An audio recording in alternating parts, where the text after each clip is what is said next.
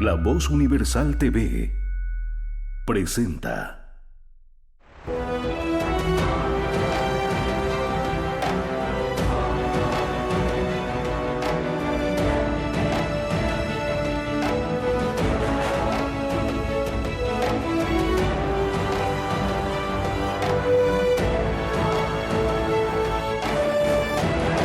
Educa COVID-19 con Daniel Pasquier.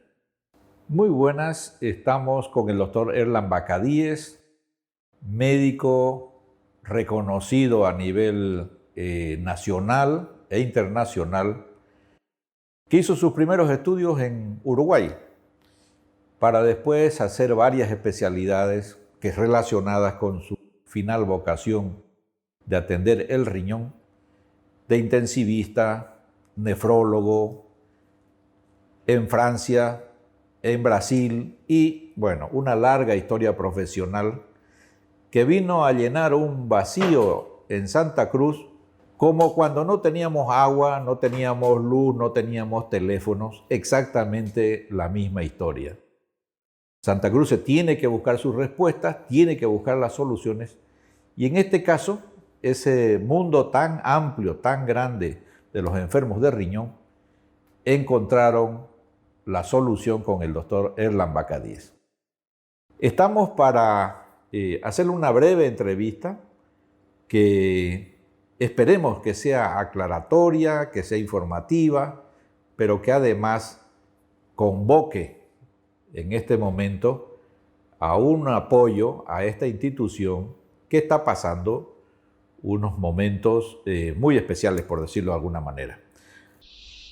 Gracias, Daniel. Gracias por la oportunidad de contar una vez más. Aquí yo tengo mi librito, porque yo dije antes de irme o antes de olvidarme de tantas cosas, anoté mi senda hacia los trasplantes, porque ahí más o menos resume todo mi biografía, toda mi biografía profesional.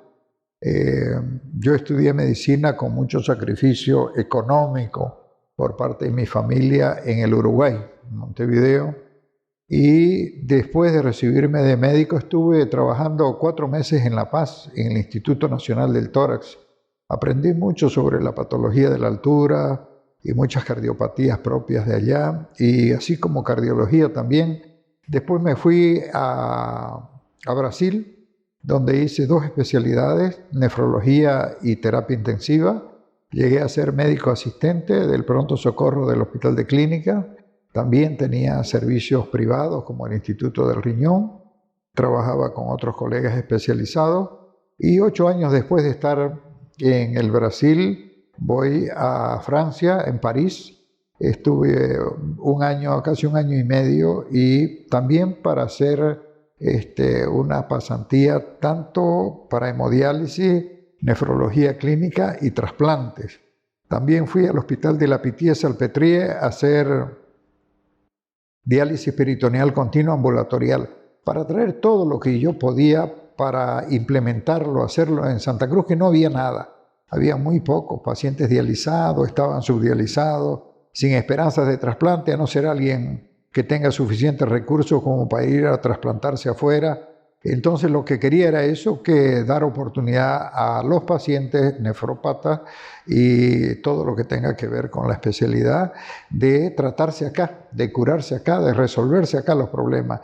Y fue así como se fue implementando, y después de trabajar 10 años en el hospital japonés, yo ya estaba tratando de desarrollar el Instituto del Riñón.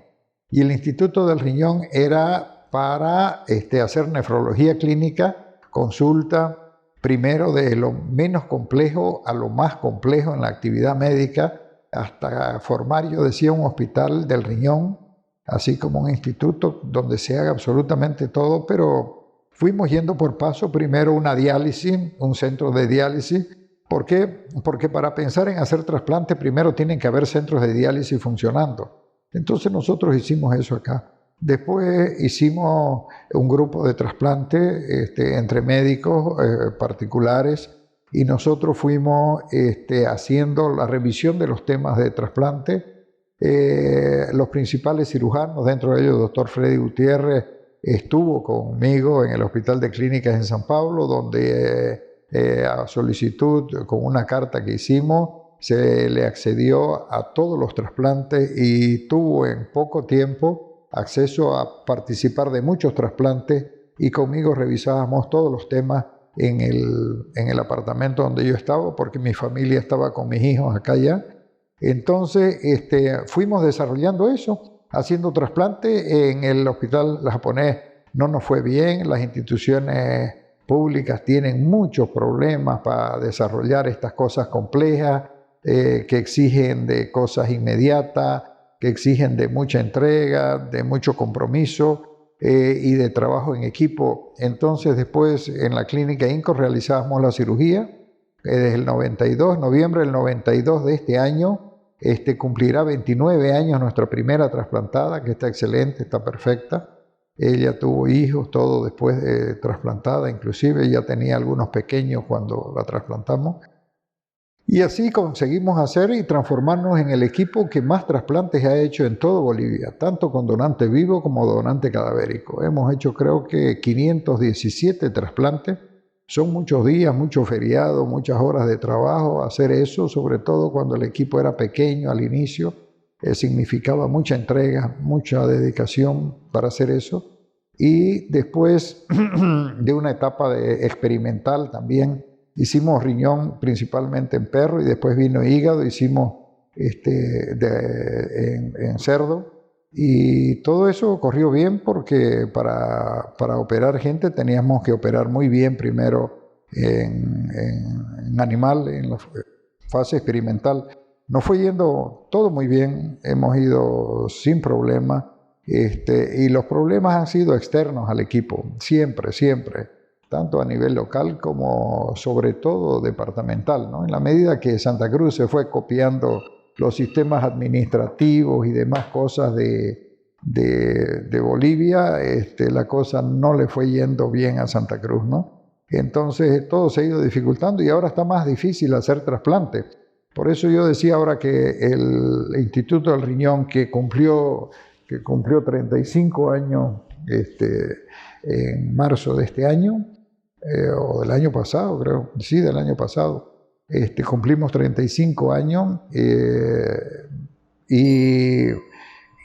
en los 35 años hicimos mucho, miles de diálisis, miles de diálisis, biopsia renal, porque aquí se ha hecho todo, ecografía, implantación de catéteres, se ha salvado mucha gente porque antes no habían seguro, entonces con lo poquito que conseguía una familia, nosotros teníamos que resolverle, y la mejor forma de resolver el paciente de un crónico desde el punto de vista económico y desde el punto de vista de calidad de vida es el trasplante. Yo no sé por qué el ministerio tiene tantos pacientes en diálisis, dializa tanto y gasta tanta plata en diálisis y no hace trasplante. Doctor, para que el público se haga una idea, un trasplante, que es la solución final, fuera de Santa Cruz, fuera de Bolivia, ¿en cuánto más o menos está el costo? El costo, nosotros los primeros 400 trasplantes teníamos un costo de más o menos $11.000. Después nosotros, el Ministerio de Salud, el Programa de Salud Renal, nos pidió hace unos 6 años que le hagamos trasplantes de riñón. Y bueno, le comenzamos haciendo trasplantes de vivo, porque todo se hace en La Paz. Entonces, en La Paz no hay donación cadavérica, entonces tenía que ser una reglamentación para vivo, pero después le pedimos para cadáver y tuvieron que venir, pero venían, ahora no vienen, ¿no es cierto? Porque yo he ido donde ha sido necesario aprender lo más mínimo. Me acuerdo que una vez fui a Colombia a ver qué tipo de implantación ureteral era lo mejor. Hace 3 años hemos ido y todo con fondos personales, ¿no? Hemos ido a Barcelona para aprender cómo se hace una nefrectomía del donante por vía laparoscópica, que es a lo que nosotros estamos apuntando, porque debe hacerse, porque es más sencillo, porque es más confortable, menos traumático para el donante, que respeto tanto y que sé que que hay que tener toda la consideración del mundo con ellos, ¿no? De todas maneras, doctor, quisiera, si acá ustedes con $11,000 resuelven el tema de un paciente en estado ya de trasplante, fuera de Bolivia, ¿cuánto puede costar una operación de este tipo? El doble o el triple cuesta en cualquier país, ¿no? El trasplante es muy caro. La realización, porque el trasplante se gastan en 4 rubros en los trasplantes. Se necesita infraestructura, ¿ya? Que tiene algunas exigencias, cada vez piden más, quieren asimilarse a los países desarrollados, las normas son del primer mundo, siendo que estamos en el tercer mundo y cayendo para el quinto mundo, creo, no sé cuál será ese. Pero después, ahora hay una dificultad enorme. Si tuviéramos que comenzar ahora a hacer los trasplantes, era imposible hacer trasplantes, porque en los lugares, con los equipos y aparatos que habían en la época, nosotros era con todo lo elemental y así hemos salvado un montón de gente. Y ahora no están haciendo trasplantes. Es decir, que esperan que si no la hacen con todas las normas internacionales, no se debe hacer, no se ha fregado. Salve vida, hombre. Exacto. Se puede salvar. A mí me dice que de aquí a 10 días yo comienzo a hacer trasplante y puedo hacer trasplante si quieren cada semana. Y salven vida. No, eso no entiende. Eso, disculpe, doctor, es casi característico, ¿no?, de la mentalidad de las cosas públicas. Sí. Copian la justicia en Suiza y bueno, hay que implementarla en Bolivia igualito, ¿no? Como si fuéramos, pues... ¿Y qué pasa? Suizos, ¿no? ¿Y qué pasa? Que lo politizan todo. Cuando está un servicio de trasplante, un servicio de nefrología funcionando bien en un hospital público, viene el poder político y más vale un memorándum que viene de La Paz nombrándote jefe del equipo de trasplante o director del hospital. Y todo el currículum. Y que todo el currículum y todo tu... Es como el que te viene pues a tu propiedad con los papeles ya bajo el brazo, ¿no? Ya es dueño de tu tierra. Claro, el tipo viene de La Paz, ya viene con le conceden el tipo y lo apartan a los indígenas, por eso es que le están reclamando, porque ese tiene más, es decir, que en los méritos profesionales, la solvencia moral, ¿no es cierto?, con la participación política se van al bombo, ¿no es cierto? No interesa nada. Y ellos hacen leyes, y hacen leyes que no las cumplen, pero las aplican cuando les da la gana, cuando quieren que el poder político se imponga. Si no fuera por el Instituto del Riñón, además quizás no hubiera aparecido ni la iniciativa en el sector público de implementar pues, los medios para que se hagan trasplantes, ¿no? Esto que lo vivimos tan en lo vivo en Santa Cruz, es dramático ver lo que cuesta vidas, sufrimiento para muchas familias, etcétera, porque un enfermo de riñón, si no tiene estas opciones, ¿qué le queda?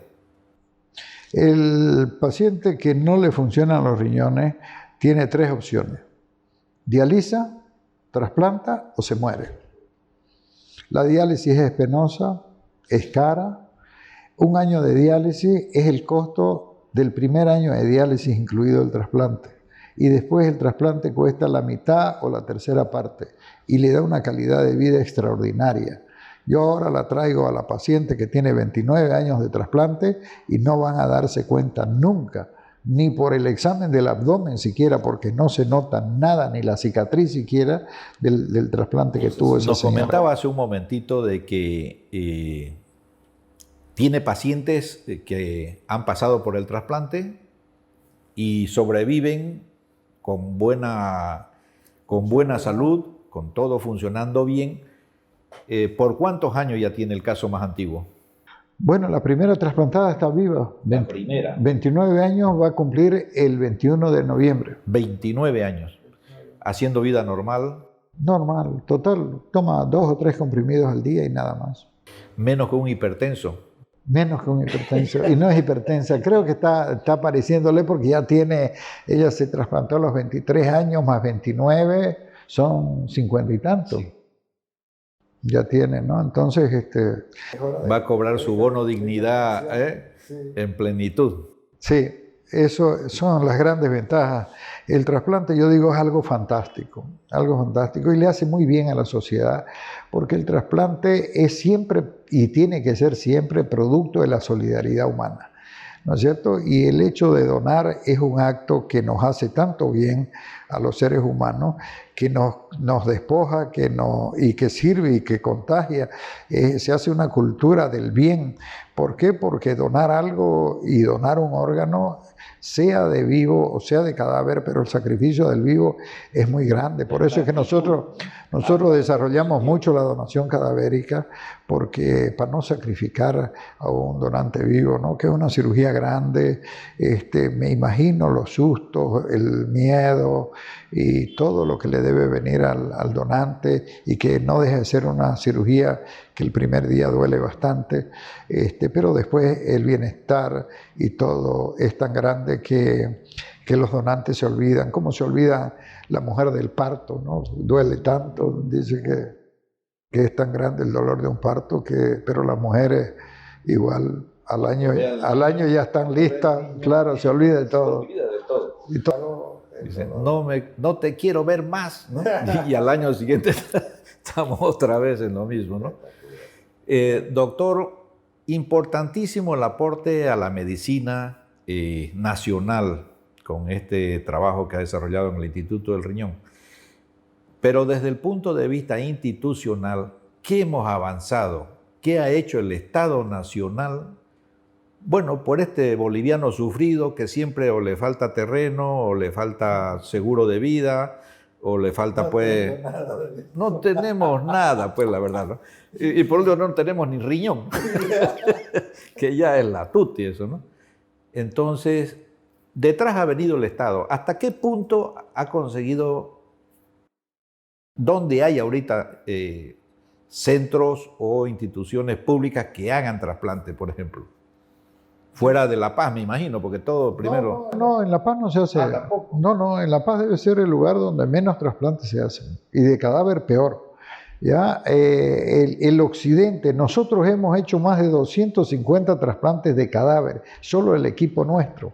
En Santa Cruz se deben haber hecho más de 300 trasplantes, porque en cada procuración nuestra, algunos se tenían que ir para los otros servicios, los otros equipos que se formaron alrededor.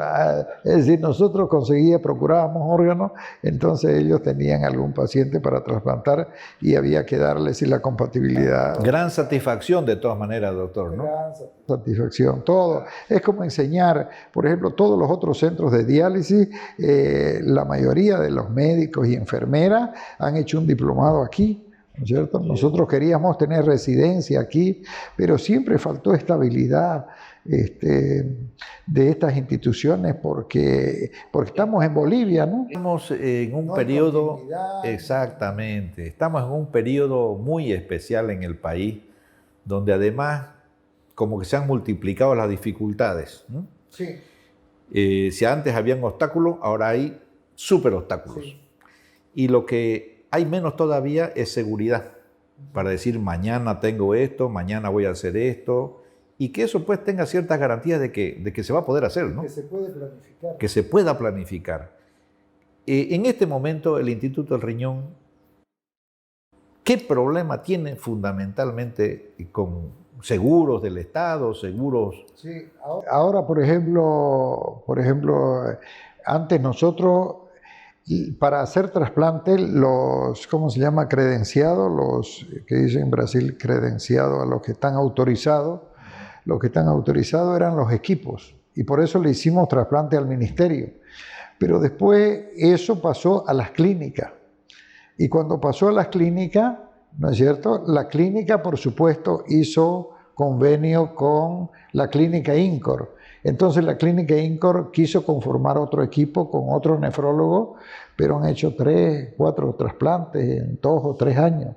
¿No es cierto? Cuando nosotros teníamos 30 para trasplantar en esa época y por supuesto ya no nos quedamos sin clínica. Entonces en estos últimos años de Cuarudo hicimos algunos trasplantes más en la clínica INCOR por los pacientes, pero ahora estamos esperando que este hospital tan hermoso como es el de Laudabol tiene 10 quirófanos, que es una NASA, parece que está en la NASA uno, ¿no? ¿Conociste? Es algo fantástico, es un lujo para el país, para la región. Ojalá, escúchame, solo esto. Esa planta física, esos equipos y aparatos, porque vos para hacer trasplante, para hacer cualquier cosa compleja, necesitas una infraestructura. Es decir, que el hospital, con toda su infraestructura, sea para hospital y bueno. Vos necesitas equipos y aparatos, que los tiene, fantástico, buenísimo. Necesitas métodos auxiliares de diagnóstico y tratamiento. Es decir, que los laboratorios, quimioterapia, que imagenología, todo funcione para los debidos fines. Y sobre todo, que no lo valora nadie, y para mí es lo fundamental, y en todos los países se desarrollan, es por la capacidad humana, los recursos humanos, el valor de los recursos humanos. Con eso conseguimos hacer en la clínica INCOR, que vos conociste y que vos sabés cómo eran los quirófanos, con iluminación, es pequeño, la terapia intensiva, oye, esto lo condiciono mejor que lo que era la terapia intensiva en aquella época, ¿no es cierto? Pero Santa Cruz era mucho más pobre, te estoy hablando de 30 años atrás, entonces... Ha sido un pionero, Erland Bacadíes, en Santa Cruz, en su rama y en otros temas que en algún momento también podemos tocar. Pero decía don Alberto Husay, ¿no? Justamente lo que estás... Premio Nobel de Medicina, ¿no? Infraestructura lo primero, ¿no? No, infraestructura hace falta, pero primero personal. Los recursos humanos, de calidad, cantidad suficiente. Claro. Sí. Y eso es para todo. Es decir, vos me decías, haceme un partido político. Puta, yo si no tengo una masa intelectual suficiente y capaz, no hagas nada. Es para todo. Eso lo vamos a poner como título de esta entrevista, porque aquí cualquiera se tira, ¿no? A político, ¿no? De pronto. Es con masa intelectual, ¿no es cierto? En la medida, yo siempre estoy cuidando la masa en calidad y cantidad profesional que tengo para los trasplantes, para la diálisis, todo. ¿Cuántos años de formación? Desde julio del 74. 12 años por lo menos, mínimo. Para tener un especialista. No, es largo, ¿no? Fíjate que son 7 años de médico, después tener las especialidades y depende, ¿no? Yo hice 2 especialidades. Te puedo contar una anécdota, miércoles. Llego yo y yo no tenía paciente. Me acuerdo que vino un hermano de papá. Yo abrí aquí en esta casa mi consultorio, lo condicioné lo mejor posible, traje todo de Brasil, porque yo en Brasil yo ganaba muy bien, yo tenía una capacidad de ahorro de más de $10.000 al mes, pero en Brasil la vida es muy corrida. Yo me compraba ropa y como se usa blanco allá, todo, ropa que no la estrenaba, libros que no los leía, música que no la escuchaba porque había que trabajar demasiado. Entonces dije, no, algo está mal acá y voy a hacer todo y voy a volver y quiero hacer en mi tierra todo lo que acá. Y cuando llegué acá yo no tenía pacientes y yo decía, ¿cómo me diferencio de otro especialista o de después de estar 18 años afuera? Entre comenzar a estudiar medicina en el Uruguay y volver de Francia y de Brasil acá, le puse 18, salí de 18, llegué de 36 años a Bolivia. Entonces yo puse un aviso en el periódico. Un aviso en el periódico que decía Erland Bacadíes, así chiquitito era porque no podía pagar mucho, ya pues me había invertido, te contaría las cosas, me fui a Estados Unidos, traje un montón de cosas porque mi mujer había trabajado en el hospital de clínicas en laboratorio y me iba a ayudar con exámenes de orina, hemograma y las cosas elementales de acá. Traje todo y vino al colegio de química, me dijo que yo no podía hacer nada por las leyes, los reglamentos y también tuve que vender mis pilchas al precio que me dieron y los $20.000 de ahorro y todo con que uno llega se fue consumiendo. Yo veía que se iba y que yo no tenía pacientes, pero habían pacientes.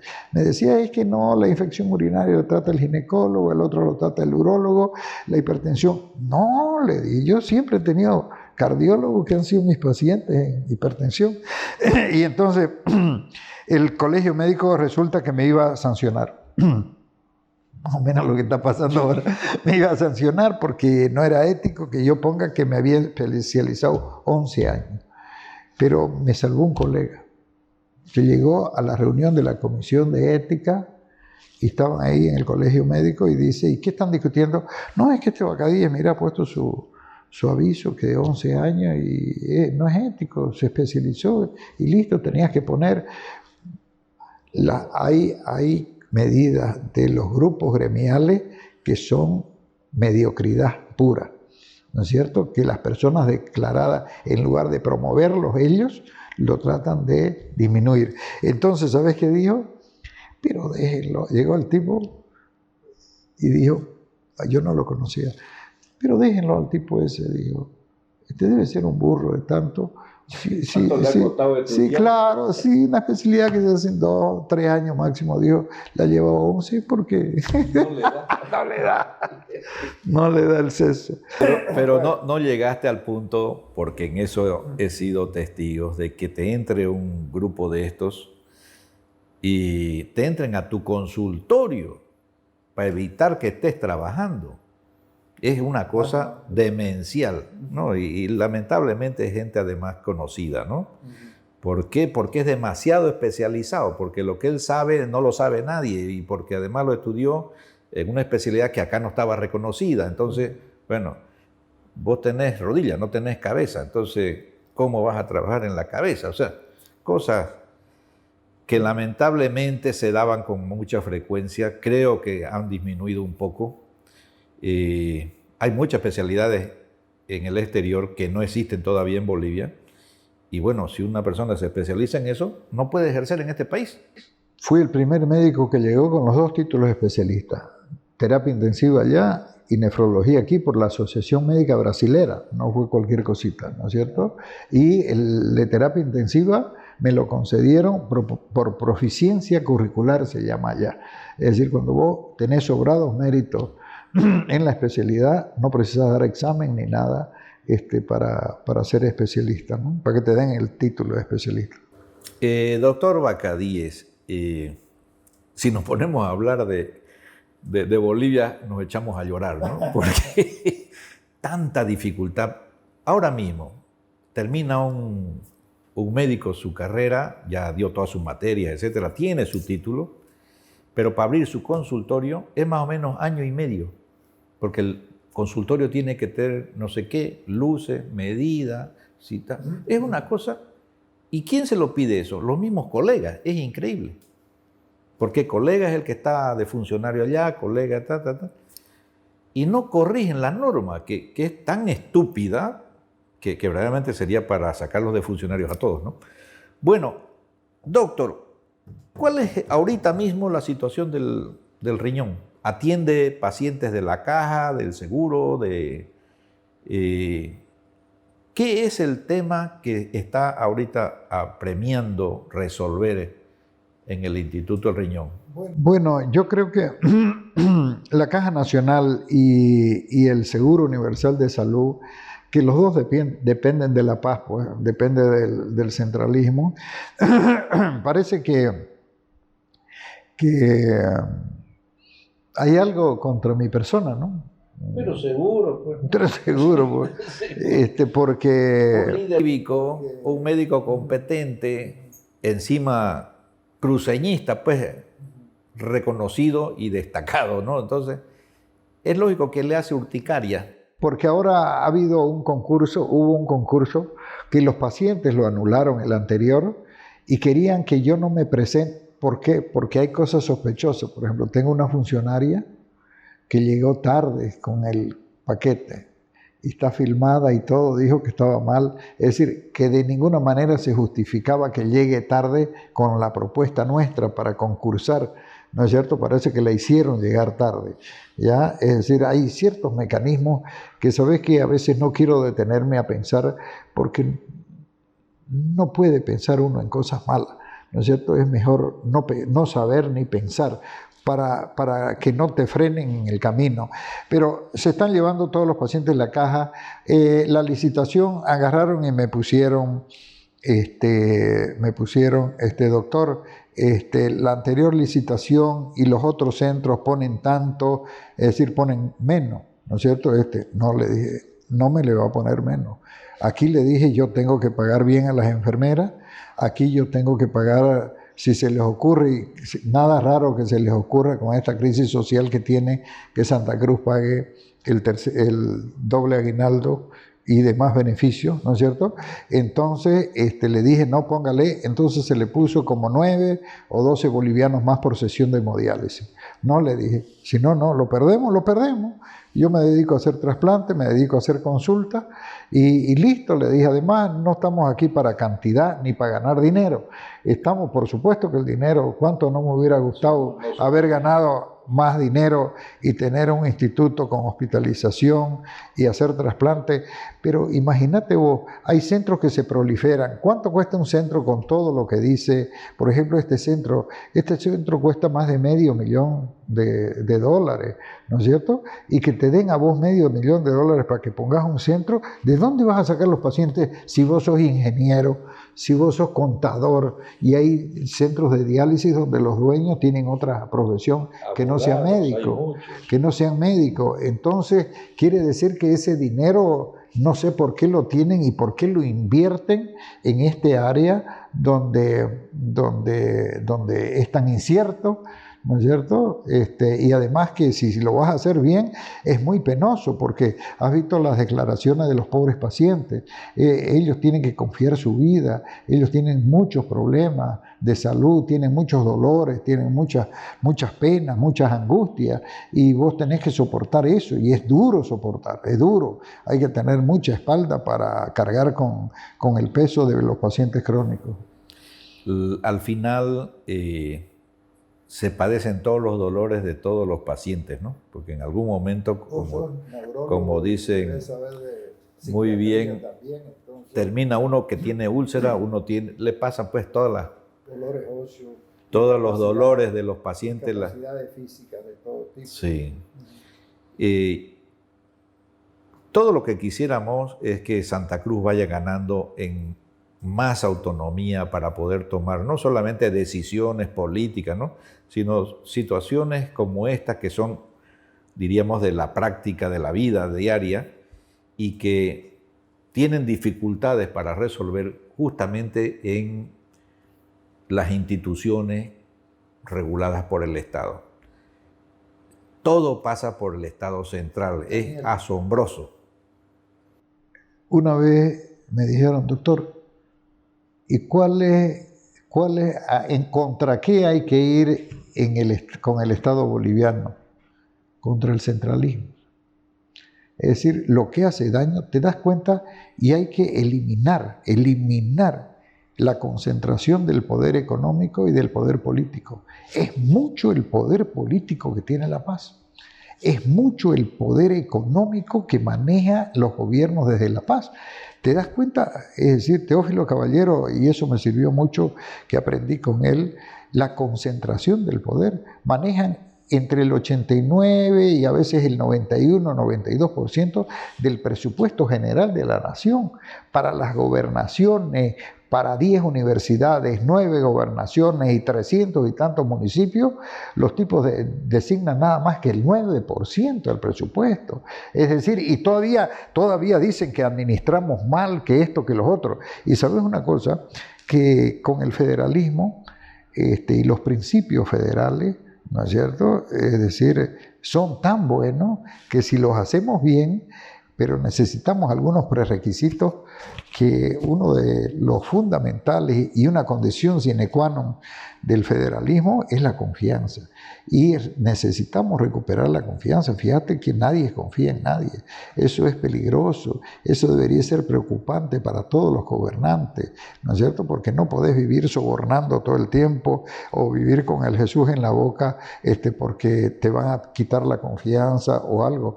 Entonces, eso es. Y después la subsidiariedad. ¿Por qué no deja La Paz que si el problema se puede resolver en Montero, que lo resuelvan pues en Montero? ¿No es cierto? ¿Por qué estos recursos de la diálisis no se los da a la gobernación o se los da a los municipios? Denle la plata, pero no, quieren allá. Y vino la Comisión de la Paz. ¿Te acordás la Comisión de la Paz? Miércoles.